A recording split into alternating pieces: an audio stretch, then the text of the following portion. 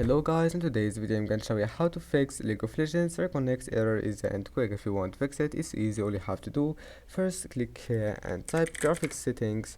Now turn on this option, and as you see here, after that you need to restart your PC. So just restart your PC, and after starting your PC, type here background apps, and now turn off this option, and then go to file, League of Legends file location,